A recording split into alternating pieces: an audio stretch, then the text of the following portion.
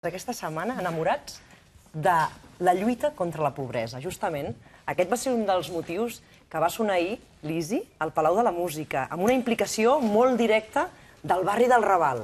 Correcte, era un concert que anava a benefici de la Fundació Raval Solidari i va aconseguir reunir grans veus de la lírica. La gran Ainhoa Arteta, Josep Bros al tenor, Stefano Palacci i Àngel Òdena, que van interpretar a més obres d'òperes i duets molt coneguts per fer gaudir al públic. També s'hi va afegir... per tots els públics, Alici, podríem dir, no era només per experts... No, això era un concert al que tu anaves i si et compraves la teva entrada normal del Palau, que van d'entre els 18 als 60 euros, aquesta entrada anava íntegra a la Fundació Palau Solidari.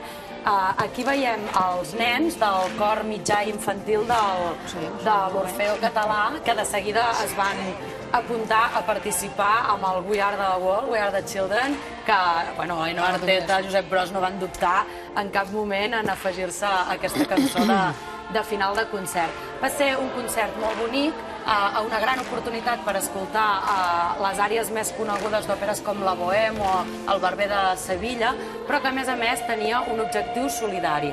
La Fundació Raval Solidari és una fundació que destina i subvenciona 3 entitats del Raval: Acció Social Montalegre, Braval i Terral.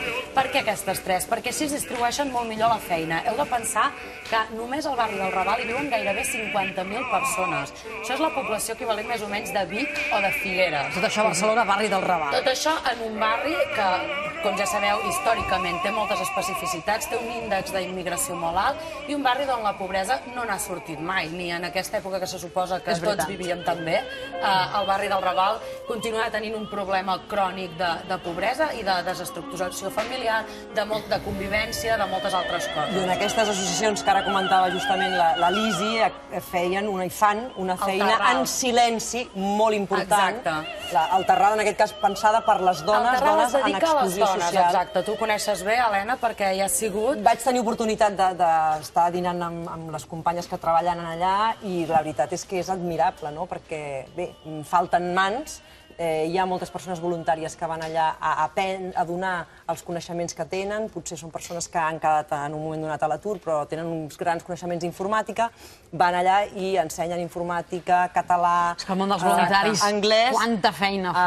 A persones que en un moment donat tenen... Dones de qualsevol edat, parlem de dones i parlem de nenes. Aquest és un treball específic per les dones del Raval. Llavors hi ha l'associació Braval, que s'encarrega dels joves. Aquest és un projecte més socioeducatiu, d'omplir el temps que aquests nens potser destinarien a estar estarien al carrer moltes vegades, perquè no tenen pares a casa. Desatesos, perquè són nens que els seus pares moltes vegades tenen 3 i 4 feines per poder tirar la família endavant. I llavors l'Acció Social Montalegre, que es dedica a veure quin és l'entorn d'aquests nens i ajudar les famílies en si. Penseu que tenen directament 2.500 famílies, que això al Raval ho podeu multiplicar per 3 o per 4 membres cada família, per tant, són moltíssimes persones, però queda encara molta feina per fer, perquè amb la crisi tot això s'agreuja i les fundacions organitzen concerts com el d'ahir per fer una recapta extraordinària.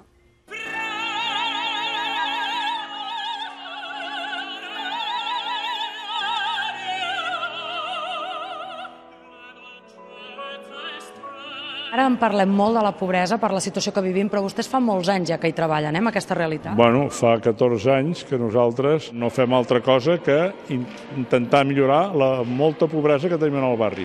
Si tinguéssim més voluntariat, atendríem a molta més gent, perquè hi ha hagut moments que hem arribat a tenir 600 i pico de persones en llista d'espera.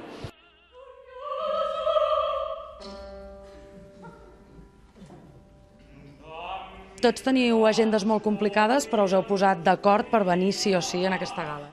Bueno, jo penso que sempre hem d'estar a punt per fer projectes d'aquest tipus, no? Són varis els que hem anat fent al llarg dels anys i penso que sí, que quin moment més maco de poder transportar a través de la música, de fer conscient a tanta gent de les necessitats d'altres persones, no?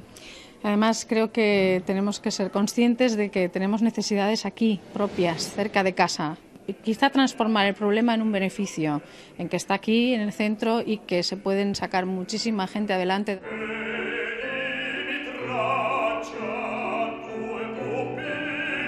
Crec que és importantíssim que la solidaritat, no tant la caritat, perquè jo la paraula caritat no m'agrada, M'agrada la solidaritat i crec que és molt important que nosaltres estem en això. Què podrem escoltar aquesta nit? Coses maques, àries maques, duos també d'òpera. Som tots molt amics i serà una festa per nosaltres. I esperem que pel públic també.